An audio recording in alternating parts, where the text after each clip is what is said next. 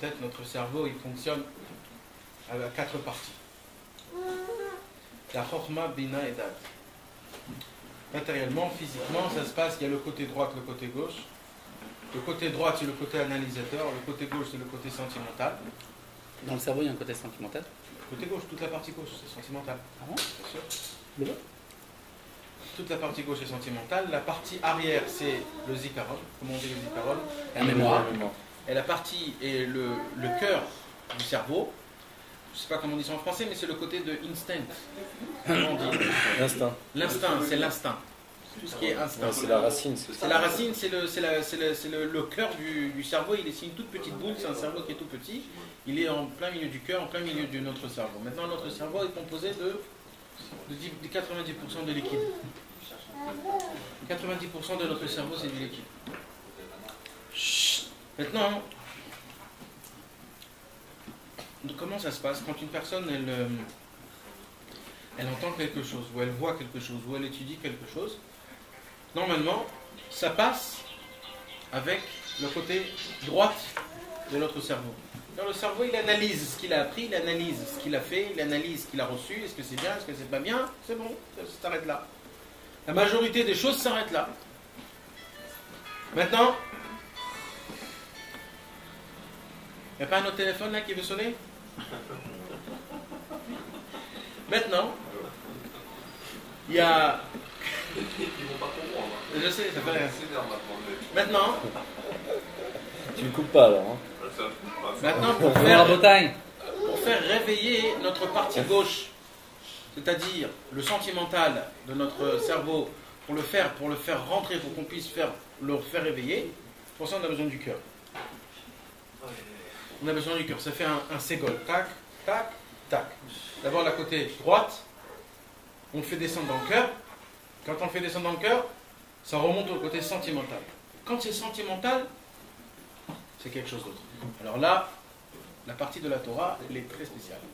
Là, on ressent, on le revit. Là, c'est quelque chose vraiment qu'on arrive à le ressentir. C'est pas juste des paroles. Et quand on a le côté sentimental, petit à petit, il va rentrer dans le cerveau derrière, c'est-à-dire dans la mémoire. Et après, dans la mémoire, il va revenir en instinct. Comme on voit les tzadikim, ils avaient un instinct de se réveiller à Chatzot. Sans montre, sans rien du tout, ils se réveillaient Chatzot, sans rien. Pourquoi? Parce qu'en vérité, ils ont passé tout ce circuit, tout le circuit, ils l'ont passé sur...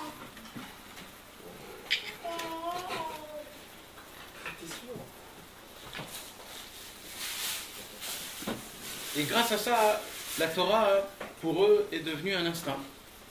Et quand c'est devenu un instinct, il n'y a pas plus beau que ça dans la vie, que tu vis et tu manges. Et comme on voyait qu'il y avait des tzadikim, le prophète Sraïn, quand les gens parlaient du Lachon Hara, ils devenaient sourds. C'est un instinct. C'est un instinct, c'est le corps, c'est comme ça. Il y avait des tzadikim qu'on leur donnait à manger, une assiette. C'était pas caché. Et il y avait du pain, il y avait de la viande, du houmous, de la trina, ils mangeaient tout sauf la viande. Pourquoi? Même eux, ils vont te dire, je ne sais pas pourquoi. Et après, on voit que cette viande n'était pas cachère. C'est l'instinct. Et un homme, il vit par son instinct. Et son instinct, il dira, nous, l'instinct, c'est la divinité, c'est Dieu lui-même. Et cet instinct-là, comment tu l'appelles en hébreu? Instinct. Afriche? Non. Asaga. Asaga, tu l'écoutes. Ouais. L'instinct, tu l'appelles la sagat elokut, perception de la divinité? Ouais. Comment c'est une perception? C'est la perception. Mais comment ça se passe la perception? Comment tu as la perception? C'est des instincts. Tu sens que ça, tu sens que des sentiments. Donc Tu vois c'est ça, une pensée en fait. C'est pas une pensée. Là, c'est une pensée dans le cœur quoi. C'est un instinct. C'est un instinct. instinct. C'est une trouchette bête et tu sens très fort que là c'est pas bien, ça va se passer mal, ça c'est pas bien pour moi, ça c'est bon, ça c'est bien, ça je le sens bien. C'est un instinct, c'est un sagat le coup, c'est ça. C'est pas du roi HaKodesh. Non. Le roi HaKodesh plus haut. On sait pas, ouais, c'est plus haut, c'est aussi pas plus haut, ça dépend, parce que des fois le roi HaKodesh il est là, des fois. Asaga c'est plus fort en vérité, Asaga c'est beaucoup plus fort. Asaga c'est le mot familial de roi HaKodesh, de Nevi'ut, de tout ce qui est de Chalom, quand on te parle dans un. C'est une Asaga, tout ça c'est des Asagot, ça fait partie d'une Asaga. C'est de la sagote. Tout ça, c'est de la sagote. Et dans la sagote, il y a tout ce que tu veux. Il y a dedans le roi Hakodesh, il y a tout ce que tu veux. Maintenant, cet asaga-là, c'est-à-dire cette perception, cet instinct-là, un homme, quand il commence à vivre avec ces instincts-là, c'est un roi. C'est un roi. Il a besoin de rien du tout. Il dit Rabbeinu, il suffit qu'il écoute son cœur pour que son cœur lui dise est-ce que c'est bien, est-ce que c'est pas bien, et par rapport à ça, tout se passe. C'est par rapport à ce qu'il a. Donc imagine-toi, c'est quelque chose. Et nous, on peut vivre comme ça, non? Bien sûr. On peut pas, ça marche pas, non? Bien sûr que ça marche. Le problème, c'est que tu n'as pas assez de confiance en toi. Hein? Ouais. Au moment où le jour où tu vas avoir confiance en toi, tout va marcher comme tes instincts. Ouais. Mais maintenant, on va parler de ça en vérité. Mais pourquoi je vous parle de ça? Faut pas être saint pour ça. Hein? Faut pas être saint pour ça. Pourquoi on n'a pas ça? Parce qu'on n'a C'est pas sûr de qu'il Bouddha y a... comme ça. Non. On n'a pas des mounabats, ça c'est sûr. Mais le problème aussi, c'est qu'on n'est pas aussi... C'est sûr qu'il ne faut pas faire des avérotes. Il faut pas... Il y a des avérotes spéciales qui t'enlèvent cette chose-là. Comme par exemple la colère. Et les trucs sexuels. Le vol. Des choses qui La sont... shonara.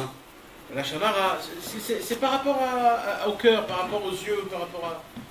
Ah, il faut être un tzaddik. Hein. Non, il ne faut pas être un tzaddik. Il faut pas être un tzaddik. Ah bah, Il y a des gens, il faut vivre avec tout comme c'est des grands jours. faut pas que tu sois en colère, faut pas que tu aies une pensée de femme, faut pas Non, que j'ai pas dit une pensée de faut femme. pas que tu voles, J'ai faut pas pas dit que tu une dises pensée de de femme. médisance.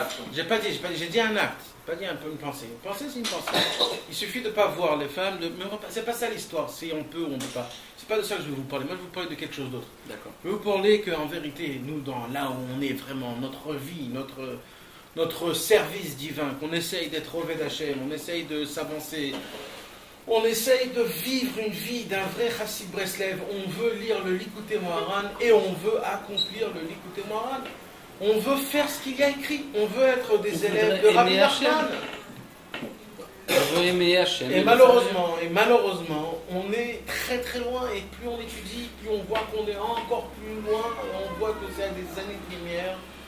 Que malheureusement, ça sera, on ne sait jamais, comme tu dis, ouais, mais il faut être des tzadikim. Donc ça veut dire des tzadikim, c'est bon, quoi. C'est dans 70 ans et peut-être. On ne sait même pas. Donc comment ça se passe tout ça? Pourquoi en vérité ça se passe comme ça? Est-ce qu'il n'y a pas... Il nous manque pas quelques bases essentielles pour ces choses-là? Et bien moi je vous dis qu'il manque une base essentielle. Donc en vous expliquant tout ce que je viens de vous expliquer, maintenant je vais vous donner l'exemple comment ça se passe, que normalement ça doit se passer, d'accord? Normalement, si un homme par exemple, il veut commencer à essayer de vivre comme il faut, c'est-à-dire on va dire un exemple, il veut se réveiller Hatzot, alors on a dit que le mec il a l'instinct, il n'a même pas besoin d'une montre. Comme David Ameler, il n'avait pas besoin d'une montre, rien du tout, il avait une harpe au-dessus, et il se réveillait avec les petits trucs de l'harpe. Dans le soir, il y a écrit que c'était pas vraiment comme ça, c'est-à-dire c'était en vérité, c'était dans son cœur, c'est lui-même qui se réveillait tout seul. Donc imaginez-vous, on a des instincts qui sont sanctifiés, que tout notre avodat Hashem se fait par rapport aux instincts. Donc un homme, quand il va commencer à essayer de ressentir par rapport à sa personnalité les services que Dieu nous demande, alors ça va être énorme parce qu'on va savoir c'est quoi qu'il faut commencer, par quoi il faut continuer, et après par quoi il faut terminer. On va avoir un seder, on va avoir des points de repère, on va être accompagné par Hachem. On va sentir comme quoi, bien sûr, comme quoi il y a quelque chose, il se passe quelque chose, c'est important. On est dirigé. On est dirigé. On est dirigé, maman. Et tout ce qui nous arrive, on n'a plus peur de rien, parce qu'on sait que c'est Hachem qui nous dirige. Même pas, non, ça c'est maintenant. Quelqu'un qui a un instinct, il comprend tout. Il comprend pourquoi les choses sont passées. Là, on y croit, nous. Mais lui, il sait comment, il sait pourquoi les choses se passent. C'est un instinct, il comprend, il voit les choses, comment se passent. Donc en vérité, ce qu'on a besoin, en vérité, c'est... Je vais essayer de poser la question autrement, d'accord? Je vais vous donner un exemple. Des fois, il y a un homme qui vient, on va dire, à Ouman, Erev Rosh Hashanah, il a fait Vidouit Varim, il a prié, il se sent vraiment très, très saint, il se sent très proche de Dieu. Il y a des fois des moments dans notre vie qu'on arrive à se sentir le plus proche de Dieu. Mamache très proche, mais le problème c'est que ce sentiment-là, il est vraiment minute. Éphémère. Voilà, c'est éphémère, on va dire, c'est 5 minutes dans la journée, et des fois c'est 5 minutes dans l'année qu'on se sent proche de Dieu. En fait, la question, c'est comment se sentir comme ça tout le temps. C'est ça la question. Comment se sentir proche de Dieu tout le temps? Parce qu'en vérité, je vais vous dire un secret, en vérité, on est très proche de Dieu. Et en vérité, Dieu, il nous adore. Et en vérité, Akadosh Baruch Hu, il est émerveillé de nous tous, même qu'on fait des avérotes, même qu'on fait des problèmes, même qu'on fait tout ce qu'on fait à Kadosh Baruch Hu, il est émerveillé de nous. Si on saurait un gramme de l'émerveillement que Dieu il est émerveillé de nous, on serait des tzadikim comme le Baal Shem Tov. Et le seul problème, c'est qu'on ne croit pas que Dieu est merveilleux de nous. On ne croit pas que Dieu, il kiffe de nous, il a un plaisir de nous. Et à cause de ça, on se laisse aller. C'est comme on avait parlé, moi et Yitzhak un jour, quand des fois, les jeunes aujourd'hui, ils sont maltraités, en vérité, c'est ça qui les rend voyous. Parce qu'ils les regardent d'un œil voyou, alors l'enfant, sans qu'il veuille, il devient voyou. Eh bien, nous, on se regarde pas comme il faut. Alors, on se teste et c'est nous-mêmes qu'on se crée, soi-disant, si on est proche de Dieu ou pas. Donc, la question qui se pose, c'est comment un homme, il pourrait vivre tout le temps Beorot, allumé. Impossible. C'est possible. Rabbeinu. Ouais. Là, je peux dire un petit truc. Ce que tu as dit avant, que pourquoi les Bafouim, si j'ai bien compris, ils viennent voyous quand dans un œil on les regarde comme s'ils sont comme ça. Peut-être c'est un peu plus le duel de Dieu qu'ils croient qu'on les regarde comme ça. Parce que le maître va dire demain un parent qui regarde son fils. Et... Non. Il le regarde comme ça, même les parents. Il les regarde tous comme ça. Il le regarde comme ça, les parents aussi. Les parents, les amis, les frères, les sœurs et les C'est mourimes. certain quand le mec il arrive et qu'il a rasé, il a tout rasé, qu'il Bien s'est sûr, mis des un coucous dans enfant les qui est oreilles, très simple. il a enlevé ses potes, tu vas pas le regarder comme un sadique, Nathan. Bien sûr, et lui ensuite, il est sadique parce qu'il n'a encore rien fait. Il a fait juste l'apparence. Qu'est-ce qu'il a fait à part? Un homme qui s'est rasé toute sa tête et qu'il a laissé une boucle d'oreille. Et une heure avant, il avait des péotes. C'est pas un voyou. Il s'est juste rasé la tête parce qu'il ressemblait au mec, mais c'est pas un voyou. Il va être un voyou quand il va sortir les flingues, il va faire le truc. Mais pour l'instant, là, c'est pas un voyou. Mais toi, tu le vois avec son crâne rasé comme, comment il s'appelle, le gros, là. Tu le vois comme ça. Tu dis, ce mec, c'est un voyou, et ça devient un voyou. Comment il s'appelait, le noir, là? C'est qui le noir? T'as compris? C'est comme ça. Tyson. Mr. T. Non, l'homme chané, on s'en fout. Pas du tout. Je me rappelle plus. T'as compris, c'est comme Barracuda. ça. Barracuda, exactement. Mr. T. Tu vois comme Barracuda, tu vas dire ce mec c'est Barracuda. Mais le pauvre, il veut juste ressembler à son ami parce qu'il n'a pas de copain, le pauvre, le mec. Il n'a pas de copain, alors il s'est rasé son crâne, mais il peut te faire un shiur de Torah si tu veux. Et c'est comme ça aujourd'hui. Mais comme ça, c'est comme ça. Et comme ça, nous on se regarde et comme ça, nous on se dit, malheureusement. Mais alors, l'histoire en vérité, c'est comme ça. Rabbeinu, il nous dévoile un très grand secret. Il y a une histoire dans Masechet Nida d'Afraf Aleph. La Gemara nous raconte une histoire qui est un petit peu, on va dire, on ne comprend pas tellement l'histoire, mais Rabbeinu, il nous explique l'histoire. Il y avait un très très grand tzaddik qui s'appelait Abba Shaul. D'accord ? Abba Shaul raconte comme ça, j'étais, il a dit, Abba Shaul dit, mon travail c'était d'être enterrer les morts. C'était ça mon travail. Un Chava Kadisha. C'est ça, comment on dit en français? Un fossoyeur. Un fossoyeur? Non, mais dis pas ça comme ça. Si, c'est ça. C'est le Oh, mais fossoyeur. c'est horrible, un Ah fossoyeur. bah, c'est le mot en français. C'est vrai, Kadisha. C'est comme ça qui disait l'autre. C'est quoi l'autre? Croque-moi. Oh là là, il se tard. Non, mais c'est des mots goïm, ça. Ah ouais? Ben, c'est des mots en C'est un français. mot, c'est un vrai mot? Ouais, c'est un croque-mort, ça s'écrit comme ça. Ouais.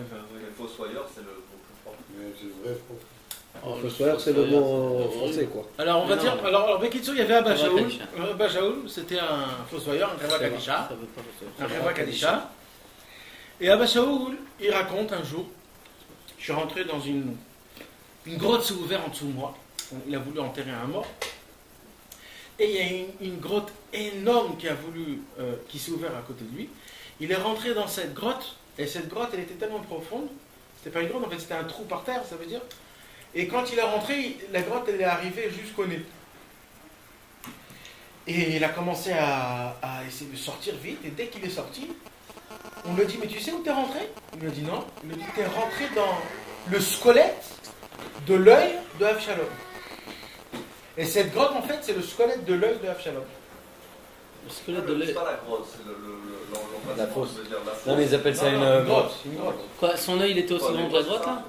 Comment il était à 7 points là grand, Avshalom? Ouais, il était grand comme ça. Non, il n'était pas comme ça, mais c'est pour ça que je te dis que c'était c'est une histoire. C'était dans qui- la. On appelle pas ça dans la. Qui laisse à C'est C'est quoi le deuxième terme interprétation. de tombe? c'est une histoire un peu. Comment on appelle Comment on dit Il y a une tombe et il y a un. Ésotérique. Ah, je sais pas ça. ésotérique Ésotérique. Rentrer dans l'œil de. de Avshalom. Galgal et Soleil. Inosh à l'Avshalom. Et alors, Abba Mais attends, Shaul, Galgaleno, c'est pas le. Galgaleno, c'est pas le. C'est pas Amos. c'est quoi Galgaleno? Je sais pas, c'est pas le milieu de l'œil là-bas, avant la pupille là-bas. Mais, Dans le- mais le- non, mais il est mort il y a 1000 ans. Hmm. Il ne reste plus rien. C'est le squelette de l'œil. Ah, ok. Donc, qu'est-ce qui s'est passé? On lui a dit, mais tu sais où tu étais là? Il a dit, non, mais où j'étais? Il a dit, ben, c'est l'œil d'Avshalom. Tu étais dans l'œil d'Avshalom. Alors, qu'est-ce qu'il a dit à Abba Shaul? Il a dit à Abba Shaul, si j'aurais su, je ne serais jamais rentré. Bon, on ne va pas rentrer dans l'explication de ça, mais je vous la raconte quand même parce que Rabbeinu nous dévoile quelque chose d'énorme. Abba Shaul, en vérité, tout son travail à lui, c'était quoi? Enterrer les morts. Non, c'était de réparer le monde. Ça veut dire quoi? Il dit Rabbeinu d'enterrer les morts. C'était pas d'enterrer les morts. En vérité, c'est de se occuper des morts. C'est qui les morts? C'est nous. C'était ça, en vérité, le travail de Abba Shaul. C'était pas d'enterrer les morts. C'était pas un Rabba Kadisha Abba Shaul. Abba Shaul, son travail à lui dans le monde, c'était de voir des gens qui étaient morts, des gens comme nous, et de leur remettre la vie. C'était ça son travail. Les vivants. C'est ça que ça veut dire. J'étais Fossoyeur. un fossoyeur. Rabba Kadisha. Shabbat Kadisha. C'est Les ça. morts vivants, tu dis toi. Bah oui, mais parce qu'un homme comme nous, on est des morts, mais on marche, mais on est des morts. Est-ce qu'on est vivant, nous? Un homme vivant, c'est quelqu'un qui rigole toute la journée, il s'en fout de tout, il a quelque chose à faire. C'est comme Non, ça. il a de la vitalité, un homme. De la vivant, c'est vitalité. quelqu'un de la vitalité, c'est Exact, c'est ça, de ça on parle. tout. Et C'est qui est quelqu'un- heureux de vivre. qui est Exactement, heureux. et quand tu le vois, rien que tu le vois, tu. Ah, heureusement, je l'ai vu ce mec aujourd'hui, je Mais peux vivre. si tu crois qu'on est vivant, alors on ne sait pas ce que c'est que la vie alors. Bien sûr, bien Ah sûr. oui, c'est ça. Et en vérité, Le c'est pour... but, c'est de voir Rabbi Nathan, c'est ça. Non, c'est pour cela que nous, on a besoin d'y aller chez les Kivrot Sadikim, parce que quand on va chez les Kivrot Sadikim, c'est eux les vivants et c'est nous les morts. C'est les Sadikim qui prient sur nous. Et donc on croit qu'on va prier chez les Sadikim. C'est exactement l'inverse pour qu'on puisse comprendre la On a vérité. compris pour eux aussi. Ouais, il y a des gens qui vont, ils font des tikkunim, mais ils n'ont rien compris qu'en fait tout ça se passe pour ça. Et ils savent pas, c'est ça. Ils bien font sûr. des tikkunim, hein. Ouais, soi-disant, ouais, l'homme est chané, mais qui tourne, c'est ça en fait. La raison. Donc en vérité, Abba Shaul, c'était son travail, c'est de sortir dehors et d'essayer de voir des gens morts. Et le mec, il voyait une personne morte, et voilà. Alors, qu'est-ce qu'elle raconte l'histoire? L'histoire elle me raconte qu'un jour, Abba Shaul, il a vu Oui. une méhara, c'est-à-dire il a vu une grotte. Une grotte pour deux. Ouais, c'est ça, c'est une Parce grotte. que tout à l'heure, c'était une fausse. C'était pas une fosse, c'était une grotte, donc c'était une grotte. Une grotte aussi. Ouais, mais c'était ouais, c'est une grotte, c'est ça, de ça que je parle. Vas-y. Alors il voit une grotte, mais c'était une grotte qui était une grotte profonde. Il rentre dans la grotte jusqu'à son nez. Et Encore une fois là. ouais, c'est la même. Je reviens La pour même histoire. expliquer. Ah, Pour expliquer qu'est-ce qui s'est passé. Donc au moment où il est arrivé à Oné, tout de suite il a essayé de faire sortir. Et alors on lui a dit que ça vient de Avshalom. Rabbi Nachman il explique c'est quoi ça. Il dit Rabbi Nachman qu'en vérité quand il est rentré jusqu'à son nez, ça veut dire qu'en vérité c'est quoi l'œil de Avshalom? On voit que le problème de Avshalom, c'est qu'il avait Aïnara. Il avait l'œil mauvais. Il avait un mal œil. Et c'est pour cela que Avshalom, un mauvais œil, et c'est pour ça que Avshalom, il était contre son père, David Amelech. Et c'est pour ça que Avshalom, il a voulu tuer son Le père père. de la paix pourtant. Hein? Avshalom, le père de la paix. Ouais, et ben Avshalom, il a voulu tuer son père. Et il est devenu roi en plein milieu que son père était Vivant. vivant. Et il a levé une bataille contre son père. Et son père, comme c'était son fils, il adorait son fils, il ne voulait pas le tuer. Alors il ne faisait pas un combat contre lui. Parce que lui, en une seconde, David Amelech, il pouvait l'abattre, le Ah bon déchirer complètement, bien sûr. Alors qu'est-ce qu'il faisait David Amelech comme un roi noble? Il se sauvait. Et un roi, il ne peut pas se sauver. Parce qu'il a le peuple, Un roi. il a une armée, il a des milliards de choses. Et bien imagine-toi une Médina en entière qui court à cause de Avshalom. Tous ses guerriers, toutes ses femmes, tous ses enfants, tout son peuple. Et tout ça c'était à cause de quoi? À cause du mauvais œil. Alors en vérité, Abba Shaul, qu'est-ce qu'il voulait faire? Abba Shaul, il s'est dit, il est venu le temps de réparer Avshalom. Le mauvais œil d'Avshalom. Parce que le mauvais œil d'Avshalom, c'est ça qui fait tuer. Mais Abba Shaul, il ne savait pas que c'était un œil d'Avshalom, il avait juste vu un mal œil. Il a vu le Ainara, il a vu une Ainara qui était spéciale. Maintenant, il nous dit, Rabbeinu, alors qu'est-ce qui s'est passé là-bas? On lui a dit à Abba Shaul que c'était l'œil de Avshalom. Et alors Abba Shaul, il a dit, si j'aurais su, jamais je serais rentré. Parce que c'était très dangereux de réparer le Ainara de Avshalom, c'est quelque chose d'important. Rabbi Nachman, il pose une question. Qu'est-ce que ça lui prend? Et c'est ça l'essentiel du cours, c'est pas tout ce que je vous ai raconté. Tout ce que je vous ai raconté, c'est pour que vous êtes dans le texte. Mais c'est ça le cours essentiel que vous avez besoin de vous réveiller, de vous... Rappelez bien vous de ça, c'est très important. Rappelez-nous, il dévoile des choses qui sont très très importantes. Qu'est-ce que ça lui prend? Qu'est-ce que ça lui prend à Abba Shaul de rentrer dans la gueule du lion et de réparer? Mais oh! C'est pas toi le tzaddik de la génération. Ah bon, il dit comme ça, Rabbeinu? Non, mais j'explique.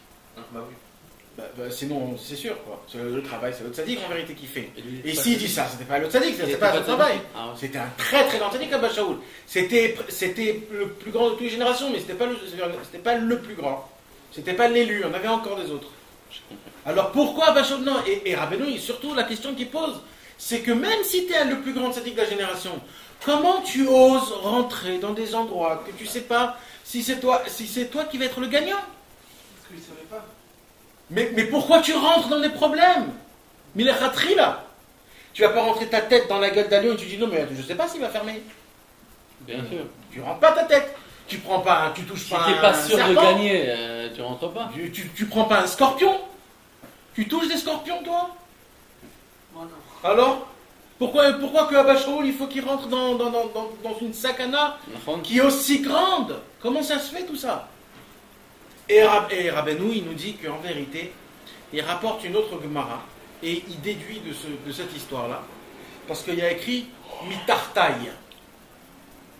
Yitzhak, c'est pour ça que aussi je me suis un peu trompé. Ça veut dire que, et comme ça il y a écrit que la grotte s'est ouverte en dessous de lui. Alors Rabbeinu, normalement, il se dit la grotte c'est devant, il rentre dans une grotte. Pourquoi il y a écrit une grotte s'est ouverte en dessous de lui? C'est parce qu'il dit Rabbeinu que c'est quoi qui pousse par terre? C'est le Emet. On a dit le Emet, mais Eretz Titzmar. Donc il déduit Rabbeinu comme c'est écrit Mitartaï. Mitartaï, ça veut dire que en vérité, c'est quoi qui l'a poussé? C'est quoi qui l'a rendu fou? C'est quoi qui l'a mis en extase à Abba Shaul? C'est le Emet. Et Rabbeinu, il ouvre une fenêtre énorme et il commence à te parler du Emet. Et qu'est-ce qu'il te dit Rabbeinu? Il te dit Rabbeinu que le Emet, il te met la dvekout. La vérité. La vérité, la sincérité, elle te fait arriver à une dvekout. C'est quoi une dvekout? C'est le collement. Ça veut dire quoi le collement? C'est un extase. Tu t'attaches, tu fais des choses sans que tu le veuilles. C'est comme par exemple quelqu'un qui est fou d'une mode. Même s'il n'a pas de l'argent, il voit une nouvelle paire de baskets, il va se l'acheter tout de suite. D'accord? Les ballons, les trucs, chaque chose. Il est en extase. Il est en je sais pas comment on peut dire. Attaché. Il est attaché. Il est vraiment attaché.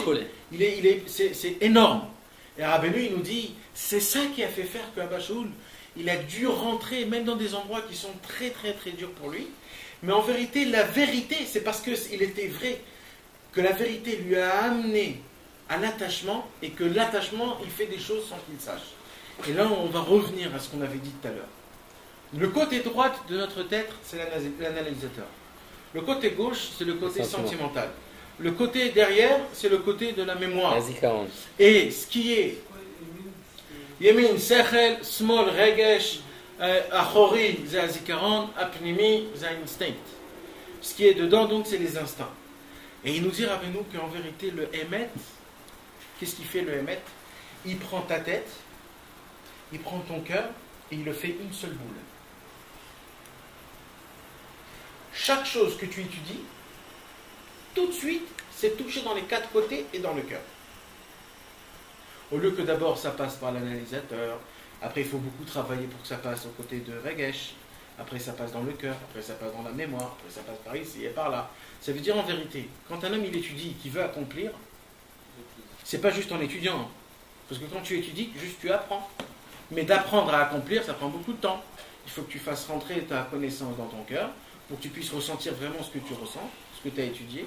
Et quand ça passe par le cœur, il faut que ça retouche par le côté sentimental, et alors là tu te dis, ah je sens, j'ai besoin, j'ai une envie qui est très forte de me réveiller, j'ai une envie très forte de faire écouter tout, j'ai une envie, ça devient une envie, pourquoi? Parce que ça devient ta vie, ça devient un reggae, ça devient un sentiment, tu sens Akadosh Baruch Hu. Il y a des gens qui sentent Akadosh Baruch Hu.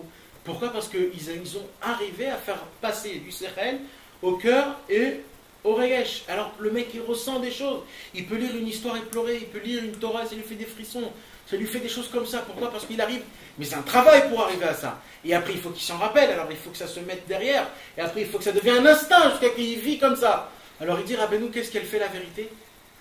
Elle fait ça. La vérité c'est une peau. Non, ça c'est ce qu'on doit faire sans la vérité. Ça prend des années pour une seule chose. Le Hémet il prend tout, il te le fait en une seule boule. Ça veut dire, on te dit une seule chose, tu touches tout. Tu touches tous les côtés du cerveau et tu touches tout de suite le cœur. Ça veut dire, une personne, elle n'a jamais rien ouvert, elle ouvre un livre, elle commence à lire, et dès qu'elle commence à lire, elle sait, elle sent, ça devient un instinct, et c'est dans sa mémoire à tout jamais. En une seule fois.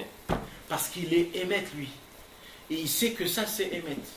Il met le émet partout. Alors le émet, c'est la dvekout. Qu'est-ce qu'elle fait, la dvekout? Elle prend les quatre côtés, tout le cerveau, le cœur, il te le met en une seule. Et au lieu d'aller à droite, à gauche, en haut, en bas, dans tous les côtés, elle dit, t'inquiète pas, je vais te faire ton travail. Elle prend tout le monde, elle réunit tout le monde, elle dit, maintenant pique. Comme ça, quand je vais piquer, tout va être attaché. Mais le problème, nous, c'est que notre cerveau droit, il est tout au fond, notre cerveau gauche, il est complètement ailleurs. Et pour se concentrer déjà, c'est déjà dur. Pour après le ressentir dans notre cœur, c'est encore plus dur. Pour qu'après on puisse se rappeler, pour que ça devienne des instincts, pour une seule chose, ça va prendre des années. Ça va prendre des années. Un mec, il veut se réveiller à Khatsot, ça va lui prendre des années. Là, le mec, il va ouvrir un livre, il va commencer à lire ce que Rabbeinu dit sur Khatsot. Demain, il se réveille à Khatsot, ça devient un instinct jusqu'à la fin de sa vie. Ouais, mais il faut travailler avant d'arriver à ce niveau de Hémet. Il faut travailler le Hémet. Mais le Hémet, la sincérité, c'est quand tu crois à la chose, quand tu crois en toi-même, quand tu crois au livre, quand tu crois au tzaddik qu'il a dit. Quand tu crois à toutes ces choses-là, automatiquement, ça devient une seule boule. Ça devient un seul morceau. Au lieu que ça soit plusieurs morceaux. Le Hémet, il te fait en vérité, il te recolle tous les puzzles. Là, ton puzzle, il est complètement de tous les côtés. Et là, qu'est-ce qu'il fait le Hémet? Il te met tout en une seule chose. Et grâce à ça, le travail, il est beaucoup plus facile. Et Rabbeinu, il te dit, mais si maintenant vous voulez aller comme ce que le monde il t'apprend, c'est-à-dire d'apprendre et d'essayer d'approfondir, et d'essayer de comprendre, et d'essayer de faire ça, et de rentrer, et de ressentir, et de prier, et de pleurer, et t'arrêtes pas, pour que peut-être, tu vas peut-être te comprendre et te rappeler, et j'en parle même pas que ça devienne des instants, parce que c'est très, très rare. Rabbeinu, il te dit, avec une seule chose, la sincérité, elle prend, elle te colle tout. Et il dit, c'est ça qu'il avait à Abba Shaul. Abba Shaul, il savait que s'il rentrait dans cet endroit-là, il pouvait être piqué. Il pouvait être explosé. Le règne du Avshalom, c'était quelque chose d'énorme. Mais il ne savait pas que c'était le règne du Avshalom. Ouais, mais quand même, mais c'est ça l'histoire. C'est que le Hémet, il lui a fait faire rentrer, même dans des endroits. C'est le Hémet qui lui a fait voir que c'était Avshalom. S'il n'aurait pas le Hémet, il aurait su que c'était le Avshalom. Ah, carrément. Bien sûr, Ouais. mais le Hémet, c'est pour ça que je t'ai dit que le Hémet c'est une extase. Une extase, tu fais pas attention. C'est une extase, parce que tu as un but dans ta vie, et pour ce but, je m'en fous de ce qu'il y a au monde. Et le mec, il fonce pour son but. Son but, c'est de réparer le monde. Maintenant, je vais rentrer là où il faut. Et le mec, il est rentré, il n'a même pas fait attention. On dit, oh, c'est Absalom, il est ressorti. Mais c'était quoi qui lui a fait ça? C'est le Hémet, parce que quelqu'un qui est vrai, il s'en fout de tout, il n'a pas peur de rien. Et lui, tout de suite, ça se fait les choses. Et c'est un instinct, c'est même pas sa volonté. Il a réparé quelque chose là-bas? Il a réparé, bien sûr, il a réparé. Et c'est son instinct qui lui a fait faire. Il a réparé là-bas. Ouais. Et c'est son instinct qui lui a fait faire ça, t'as compris? C'est son instinct, c'est même pas sa volonté. C'est-à-dire, lui, peut-être, il voulait pas. Mais c'est son instinct qui lui a fait faire descendre là-bas. C'est son instinct lui-même. Et dis-moi, dans la Gemara, tout ce qui parle comme ça, quand il parle des choses pareilles, c'est des images ou c'est des réalités? C'est les deux ensemble. Il est vraiment tombé dans la grotte? Ouais. Ou c'est spirituellement? C'est les deux ensemble. T'es sûr de ça? Ouais. Même ce qui s'est passé avec Rabba Barbachana. Ben, ouais. C'est les deux ensemble. T'es sûr? Ah, c'est écrit, c'est écrit. Aussi suprématie, ouais.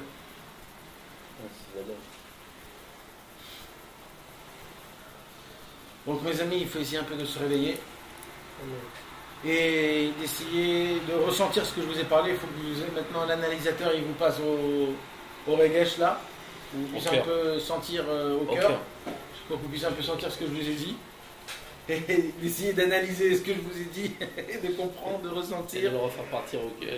Et après aux dates, et après, et mamash, ça devient un instinct qu'on puisse, que notre émet, il puisse nous attacher de tous les côtés, qu'on puisse vraiment,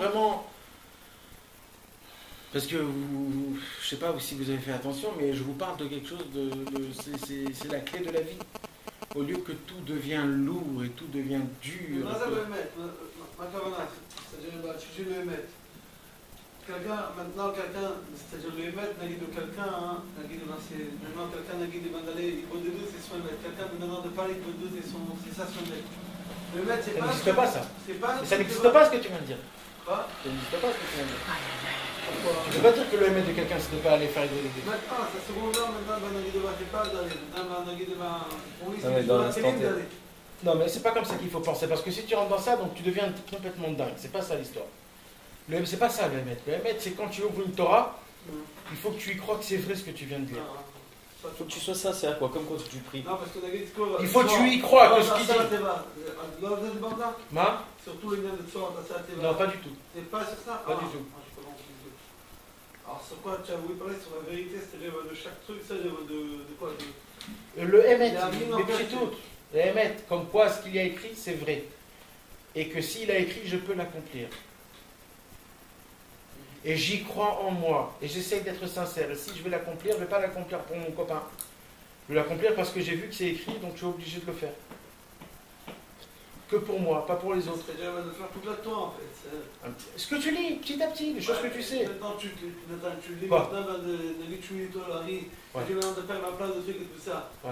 Et tu es mamie, mais tu vas le faire demain. Alors non, moi je te parle du Sifra Rabbeinu.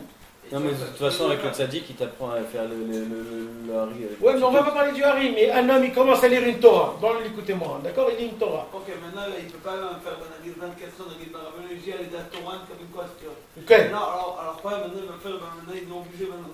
De quoi? Ça les met. De quoi? De faire quoi? De faire quoi? On commence à la fin, à bourser, c'est-à-dire à la Torah maintenant. Pourquoi? Pourquoi? Parce qu'on Rabbeinu l'a dit, elle est à la Torah, comme quoi de faire. Alors si tu ne fais pas la Torah, à cause de toi, tu sais pas, ou tout ce que Rabbeinu l'a dit. Ouais, mais ça ne veut pas dire que Rabbeinu te dit de faire maintenant 36 heures d'affilée de Torah. Oh.